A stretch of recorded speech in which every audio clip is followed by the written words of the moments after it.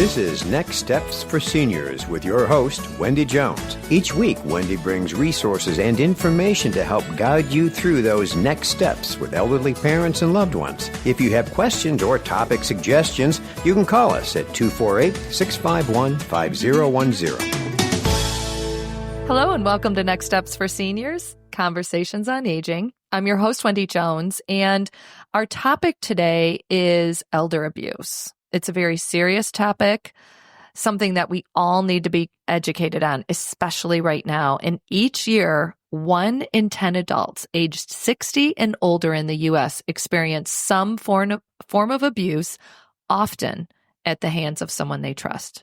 And that is why Erica Ancel is with us in the studio today. How are you, Erica? Great, Wendy. How about yourself? I'm fantastic. Erica is the Director of Operations at Next Steps for Seniors, the business, which is located in Michigan. But I wanted to bring her in because we both have stories. We've seen a lot of calls come into this office each and every day. And we want you to understand the definition, the impact, and ways to help when it comes to elder abuse. Absolutely.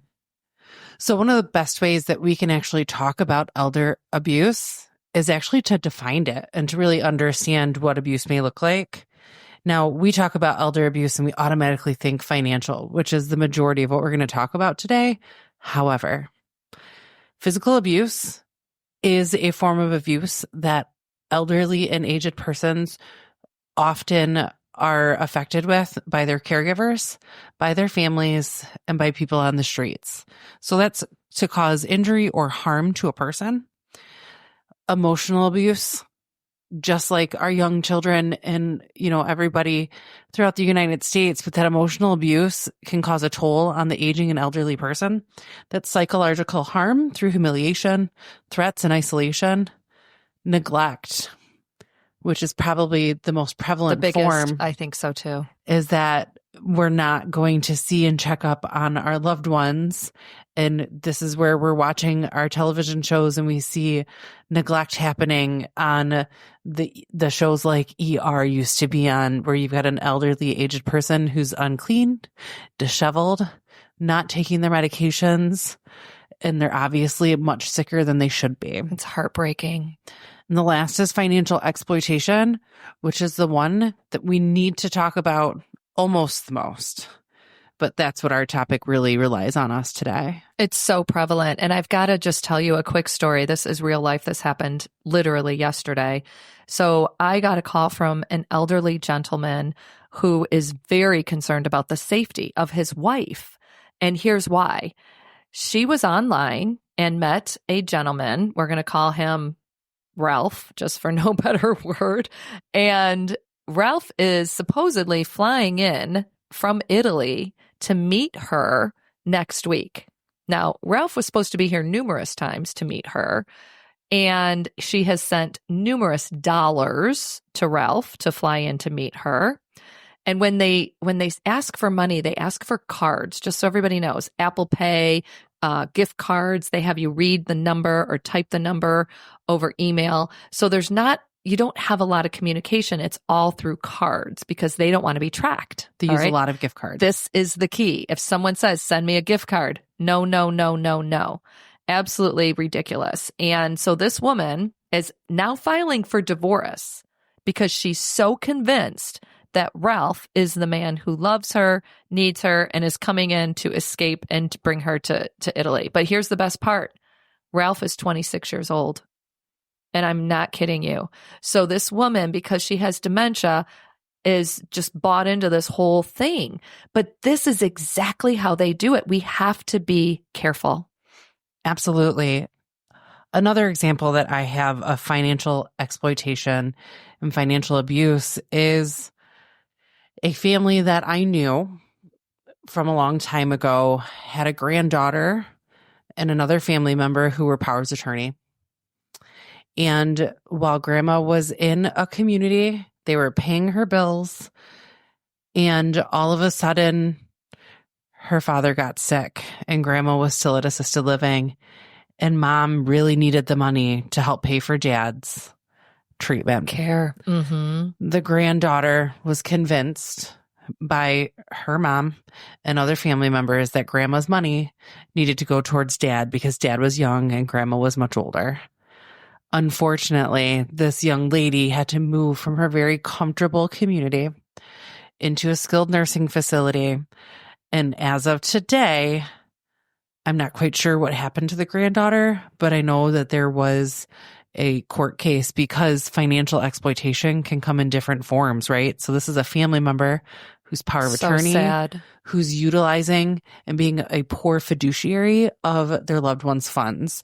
So we have to make sure that you have multiple people who are looking at those funds and making sure that there are checks and balances. And back to the original quote, it's often at the hands of someone they trust. And this is what is so devastating about the situation. And there is $28 billion annually in the United States of financial exploitation.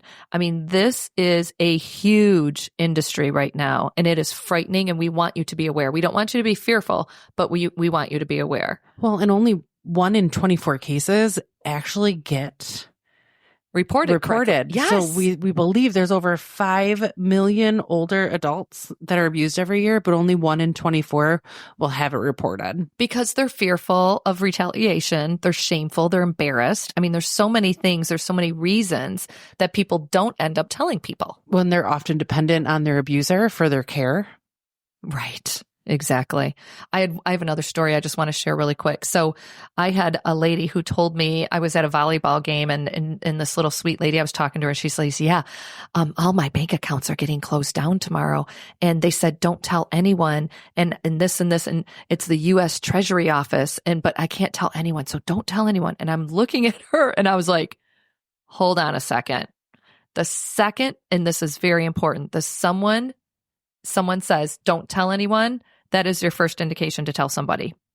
Absolutely. And there is a national hotline, which is 1-800-677-1116, which is the Administration for Community Living, who is part of the National Department of Health and Human Services to report elder abuse nationwide. We'll repeat that again towards the end as well, right, Wendy? Absolutely. Absolutely. So we want to encourage you to recognize the signs, right?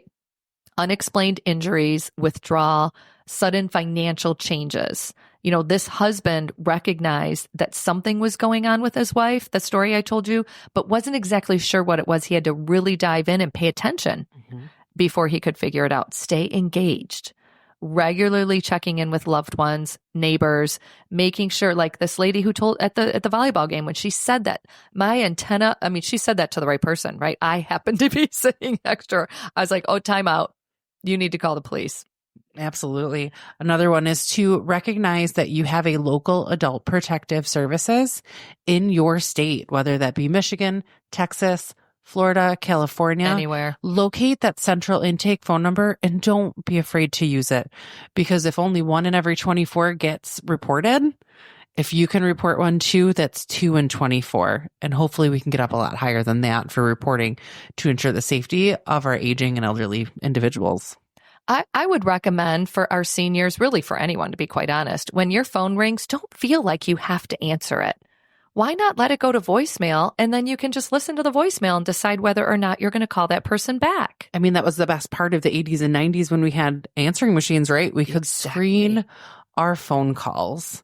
And if we could encourage our parents and our great aunts and great uncles and ourselves to screen those phone calls a little bit more, we'll be able to recognize that maybe somebody's not local to our area. We'll be able to look and see what telephone numbers they're calling from. But if they mention anything about coming to visit, or if somebody sounds a lot younger. They're using AI a lot now too. We'll be able to listen to those, especially if they're virtual voicemails. If your loved one has a virtual voicemail through any of the television services, you can gain access to those voicemails. So encourage mom and dad to go ahead and screen those calls, but listen to those voicemails that people are leaving. And please do not open your door. We had a situation in Michigan where somebody posed as a utility provider and knocked on the door, got into the house, and tried to get into a safe in somebody's house. And it did not end well for the sweet little elderly couple.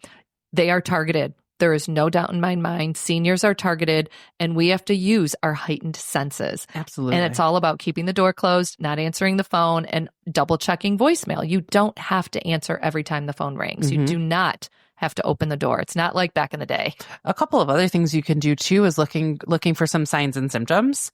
You know, if somebody's a little bit more sad and morose, they could be going through depression. They have additional anxiety and they're self-isolating. If somebody who is generally put together and a very high mood person starting to look disheveled and they're not as happy and chipper to see you, recognize that those are signs and symptoms that could be physical harm or emotional tolls. If somebody who generally would go out to eat several days a week stops going out to eat and maybe are looking a little bit morose walking through the grocery store, that may be a sign of financial abuse as well. Be aware, because every senior deserves to live with dignity, respect, and safety. Be very vigilant, compassionate, and proactive, because we can make a difference. Again, that number 1-800-677-1116. You're listening to Next Steps for Seniors.